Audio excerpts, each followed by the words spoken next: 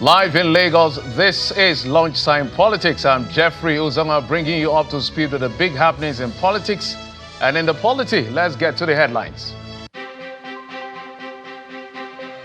Police and Take It Back movement-led protesters face off in Port Harcourt as police fired tear gas to disperse the crowd, injuring one person on the day police set aside to mark Police Day in Nigeria amid the protest against bad governance nationwide. Obedient Movement National Coordinator counters SDP former presidential candidate maintains Peter Obi is still in the Labour Party as Governor Otti appeals to Julius Abure to give peace a chance.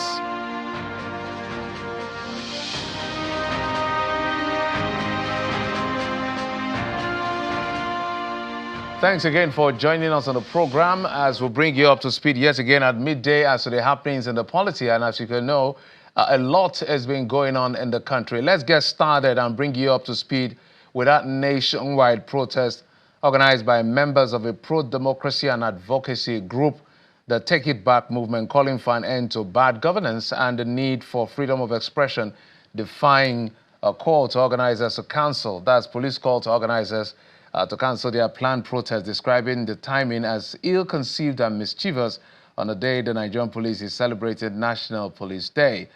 Let's get started from Ibadan, the Oyo State capital, which is our first port of call, where Take It Back movement protesters commenced the protest peacefully with security operatives on standby to ensure there's no breach of peace. So those are the visuals from Ibadan, the Oyo State capital. And let's move away from there to Lagos. That's no protesters were seen here at the Lekki toll gate area in Lagos. There's a heavy security presence in that area as far as this is concerned. So you can see heavy security presence at the toll gate area. It's been a very hot spot since that NSAS protest happened in Lagos, Nigeria. Well, away from the island, if we come to the mainland, a similar scene of security presence is witnessed at the entrance of the Lagos State House of Assembly complex in Alausa, not too far away from here, to prevent protesters from accessing the State House of Assembly. But the protesters, unrelenting, have been marching. There you see them marching around the Secretariat area.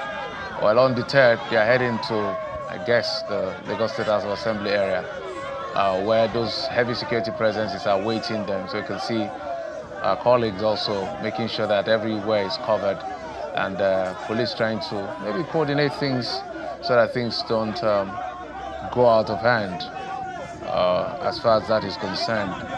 But that is not the only place it's happening.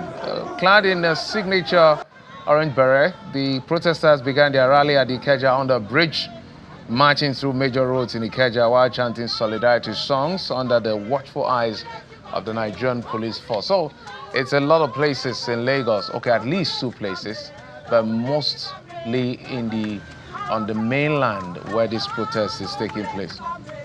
So peaceful protesters marching and singing, wearing that beret, and all of them. You know, you can see any law that forbids us to speaking our truth against oppression in Nigeria is no longer a law. So they are protesting against bad governance and insisting on freedom of expression. Let's head out to down south, Port Harcourt, the River State capital. Yeah, you can see the tear gas right there. Protesters, things took quite a different turn when the police tear gassed the protesters. They were told and prevented by the police from holding the rally at a place called the Isaac Borough Park around the Mile 1 area. They were also told by the protesters that they have approval from the Commissioner of Police. But I don't think the police heeded to that call for reasons best known to them. The police said they should move to the Federal Secretariat, and I guess on their way, some of these things escalated. But I can see some of the protesters having chats with the police officers right there in that area in Port Harcourt, perhaps the Isaac Borough Park area. That's my immediate guess. Let's move down to the nation's capital, Abuja. It's also happening there. You can see the protesters converging. I can see Adeyonju, who is the legal advisor, I guess, to the protesters. Omoyele Sowore is a former presidential candidate of the AAC. And police is also having an event as we speak National Police, where the IGP and dignitaries are, I think at the Eagle Square, somewhere around there. But so that is a conversation between Omoyele Sowore, Adeyanju, and some other persons and the Nigerian police force. But we also understand that they were dispersed at some point. So you can see the gentlemen or the protesters define the odds to make sure that their voices are heard, no matter whose ox is God in this scenario.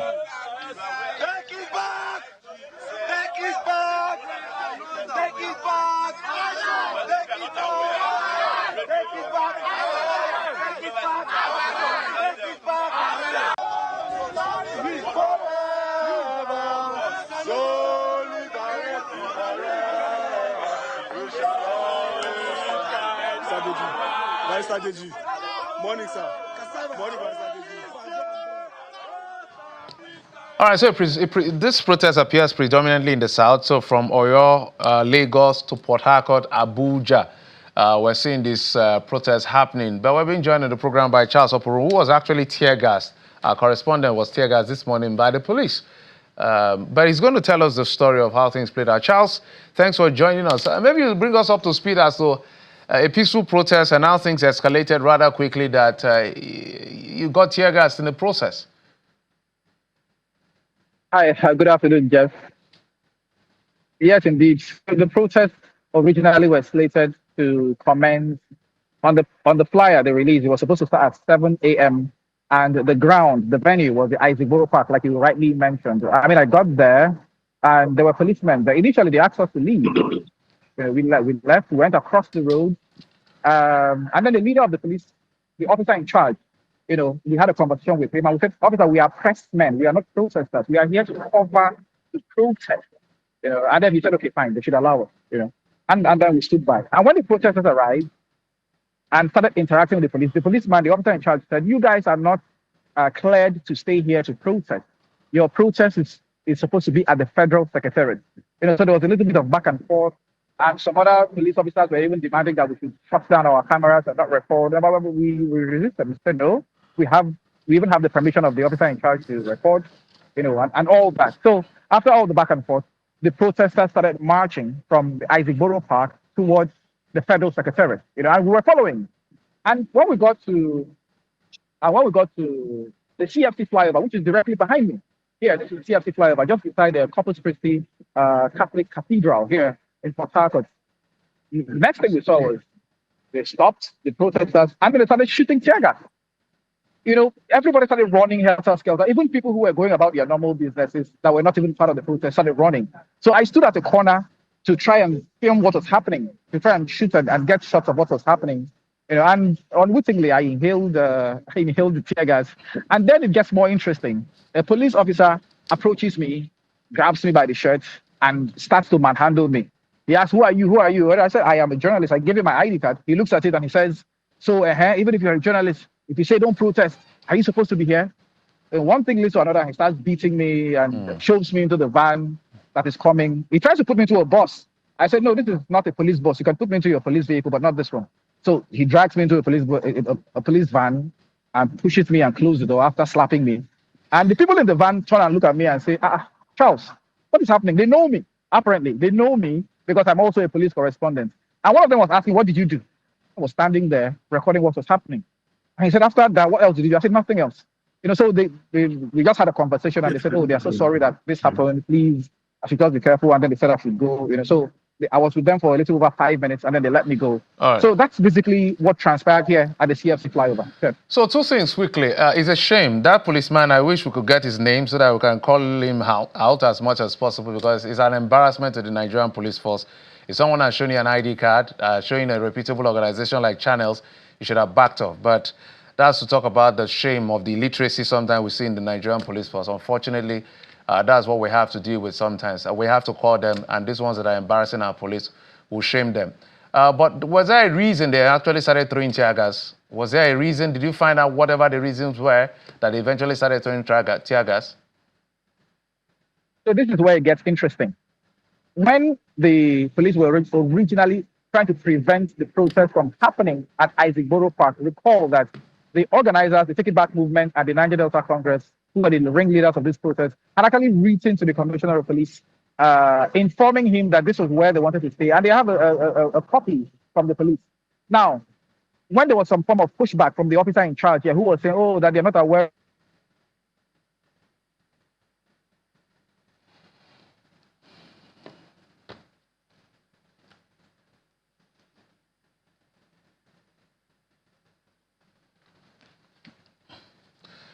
Okay.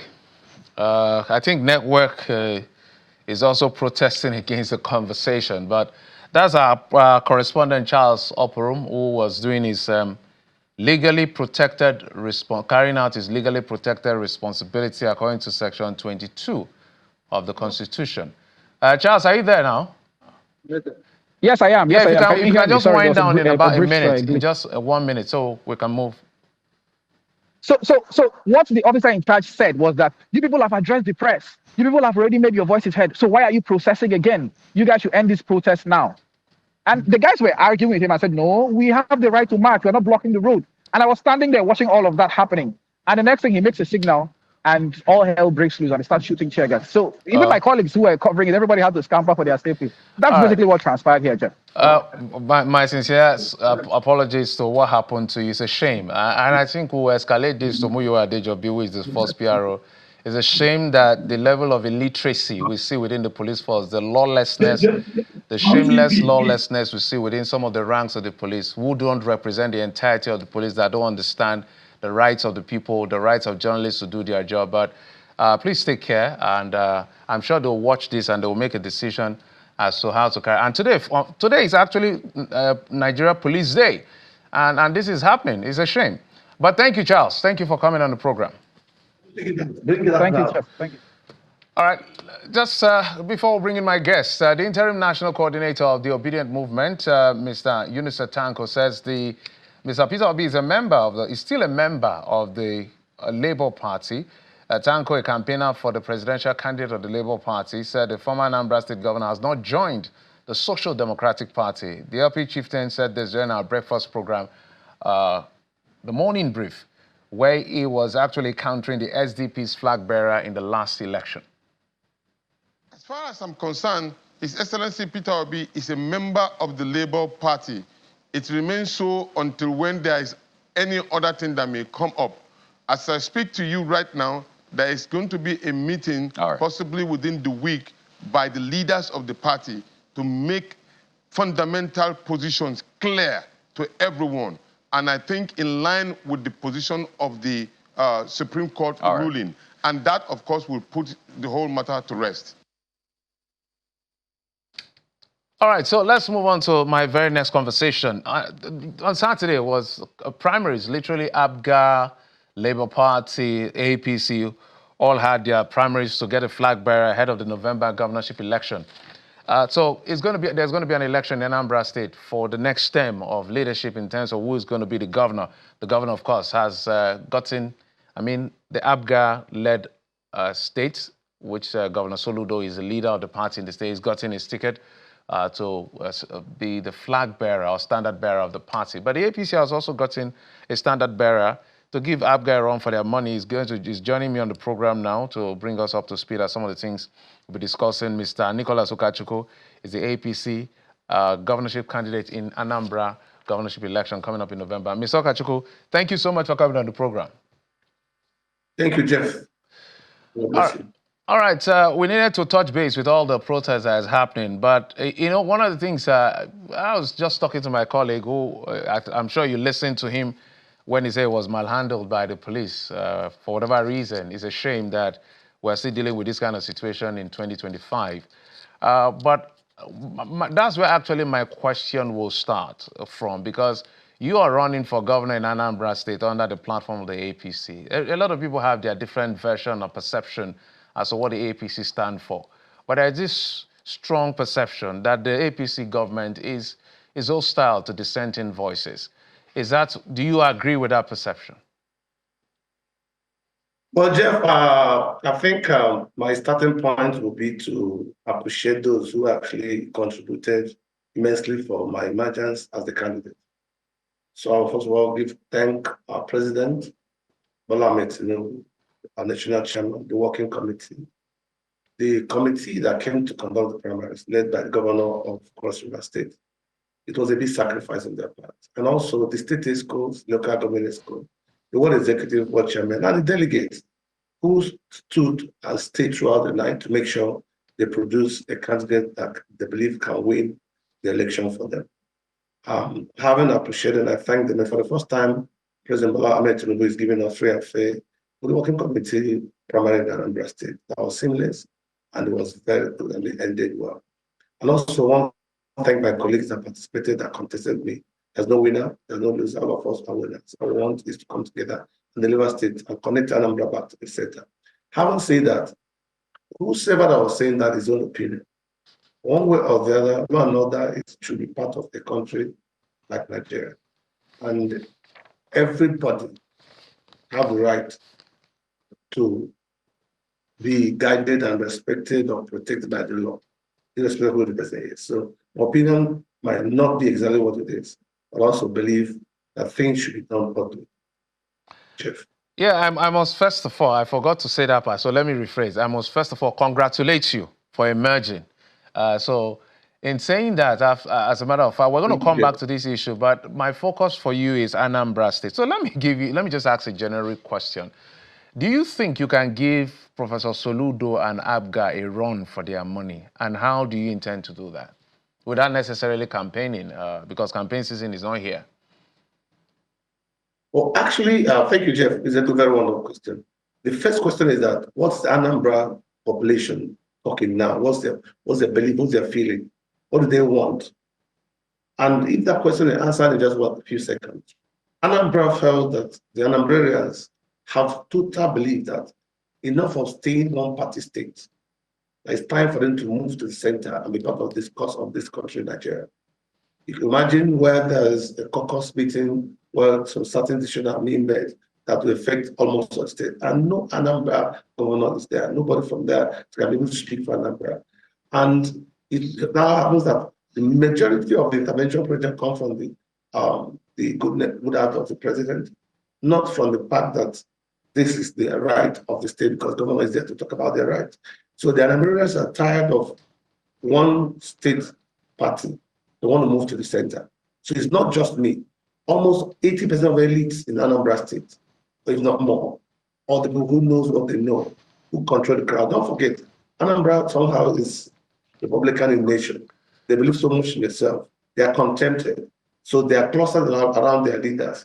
So their leaders have much control and say about what they think, what actually should happen. Because those leaders takes care of their needs. Like me, is uncontroverted that the infrastructure in my town, all the nook and crannies of my community and around were all tied by asphalt concrete roads. And it was done by us, not government. So, and then, meaning they will believe us when we say this what it is. Same also in many communities. So we want to go back to the center in order to be connected back to the center. Ms. Ukachukwu, you need to help me here. I think when I've interviewed loads of politicians like you at some of the highest levels, and it's very concerning when I hear things like, we need to connect to the center. It's only in Nigeria and places like Africa I hear such conversation. How does connecting to the center affect development in any shape or form? We're running a democracy, whether it's a one-party state or not. It's inconsequential in a democracy. It's about the ability of the individual who is in charge to be able to deliver good governance to the people. So help me understand when politicians like you say, we want to connect to the center. Must you connect to the center to bring development to your people? We have other climes, we have examples, and this thing is not a conversation. Why is it a conversation here? You see, Jeff, maybe it didn't take out actually the message out of what happened from the messenger. Even in the United States of America, there are some certain privileges that accrue to you as a Republican who are in power now. Even when Democrats were there, the same thing happened to them. It's all over the world, Jeff. When you belong to the ruling party at any point in time, there are some certain privileges and some certain things that comes to you no matter so educate us. Sorry, sir. Educators, such as what? Is it that your approvals will not be, what exactly is different? So that's what I just want to find out. Maybe we do not know. Help us. Because you're trying to be governor. You're going to make this case to the people as well as part of your campaign promise. And so if I'm an electorate, you haven't convinced me as to why connecting to center will make any difference in any way. So maybe you will help us here, sir. Okay, Jeff, if you allow me to conclude that message, you would have gotten actually what they're asking Okay. for. Now coming back to Nigeria from where I stopped, you realize that in National Assembly, for instance, there's some certain laws that can impact on your people. There's a certain decision that might be needed. It's the majority and the party who has the majority will always have the way. It's everywhere, it's practiced everywhere. Minority will always struggle to get their voice heard. So even if when you have the wonderful things, it's about party line all over the world. You need to lobby the majority to pass even the bills that you feel are actually right. That's how it happens everywhere. So along that party line, there's certain things that being there will bring to our state. Notwithstanding, there's no country in the world that when you win an election and then you will appoint opponent directors and managing director of prostators, appoint ministers and give them some certain responsibility because they are part of the federation. No, it's given to the party in power. And those things, those people can attract one development or the other to be able now to work with the state, have a synergy. That while the state is working with what they have, those things will come also and complement what state is doing. There are a lot that's involved. Because when you are in power, you do not give positions to your opponents or to enemies. That they are all given to the members of that party that work hard for that party. So those will complement the governor in doing and discharging their duties and bringing the development of democracy to people. Moreover, that's what happened. Donald Trump did not appoint Democrats into positions of office. Likewise, any other place too. There's nothing different with that in Nigeria. So bringing Anambra to the center, attract those things back to us. That's what I'm talking about. So I get your point. Now, you are talking about legislative upper hand and even some appointments that could be able to attract development. That's a good case from your position. Let's talk about your faith in the electoral umpire. I know it's early days, but November is closer than we expect. To be able to deliver on this election as far as November is concerned, because APGA is the way we see APGA, for those of us who cover politics, it's not just a political party. It's also perceived as almost ancestral to the Ndibo nationality, respecting for Ojukwu and all of that. But you understand what I'm saying? So I'm wondering how you will be able to walk through the fine lines of the sentiment of people who are loyal to that cause to be able to get votes for yourself and the party. Jeff, thank you very much. You see, Jeff, this party is about human beings. And human beings makes the party. Jeff, don't forget, I was a board member of APGA in Anambra State. And I ran primary with Bianca Ojukwu, who is the wife of the late Kembo Ojukwu. And I won her in that primary. What am I saying? People go for the individual that believe they have character and what they think to deliver. We have been using that slogan that this is our state. We're the one that makes up all of this. Don't forget also, I want to say on record, I'm not as you're hearing me. There are local government that since I've been in politics in Anambra State, any party I've joined have always been local government. Government in power, being APGA there, has never won those local government until I joined APGA. And it's on record. Let me give one example. Nebu South, where I come from. When I was in PDP, I won it for PDP. When I was even in Hope, new party, I won it for Hope. When I was in NPP, I won for NPP. When I joined APGA, I brought it to APGA. Same also are other leaders who are like that in the state. I won't be quoted. That's exactly what it is. So it's not what you think, it's not what it is. People believe us because we have investment, we have invested in their life, and they believe that we're honest and we will tell them what to do. It is deception, and that deception has to stop. We use it to keep our people to ourselves, but it's not working. But when the time for police come, I'll be able to portray it more. But it is not like that, remember. Yeah, Mr. Ukachukwu, of course, definitely we're going to have you during when the campaign season comes. But I'm looking at the score. If there's a word bigger than landslide, that's how you won. I think you won by 1,455 votes as against Valentine's Ozigbo's 67. So nobody came close. It was literally a walk in the park for you.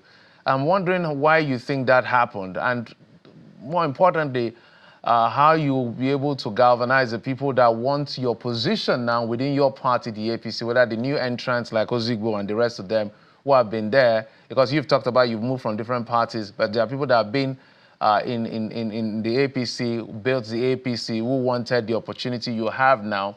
Do you trust that they're going to work for you despite these numbers? Because I've been around long enough to know that these numbers cannot deceive me when it comes to working together. So what are you doing to galvanize their interest and support? Thank you, Jeff. You see, those numbers you saw during our primary, it's not just about me. It's a movement. APC, they are determined to win the governance of Anambra State. So they went to all out to get a candidate they believe that can win, who they believe that actually with the support they can win. And my colleagues around with me, they all put up a very good effort. And also our two governors who are APC governors, who Uzodinma, His Excellency, and then with His Excellency, they all played a wonderful role to make sure that the primaries were free and fair and give the Anambrans opportunity to choose their leader that will actually lead them. So those things are people speaking. The ward chairman, the delegate, speaking they are that this time around we want to get it right. We don't want the candidate that we impose on us. We want to choose that person and put our faith in that person so it can win. Then coming to my colleague, some have congratulated me already. Those who have not, I've been talking with them. And then some along will meet in the life, because one thing was very sure. All of us want to deliver Anambra to the center, and they want good dividend for our people. And until that happens, I don't think any of them will rest. But like I said, we're talking. Some have already congratulated me already. Some are already talking with me. And it won't be long. All of us will come together to bring Anambra to where it should be. Mr. Nicholas Ukachukwu, I wish you the very best. It's a very strong and tough responsibility. I just remember, I think APC came third in the last election. So you've said wherever you go, you win. So November will tell how much of a juggernaut, political juggernaut you are in this particular exercise. But almost thank you for coming on the program and wish you the very best. Thank you very much. Thank you, sir. Thank you very much. Thank you very much. All right, Nicholas Ukachukwu is the APC governorship candidate in Anambra State in the election that is coming up sometime in November this year. And that's it on the program. Our eyes and our ears are all over the country to find out what's going on, bring you up to speed right here on Channels Television. I'm Jeffrey Ozanga. You've been served on Lunchtime Politics. Bye-bye.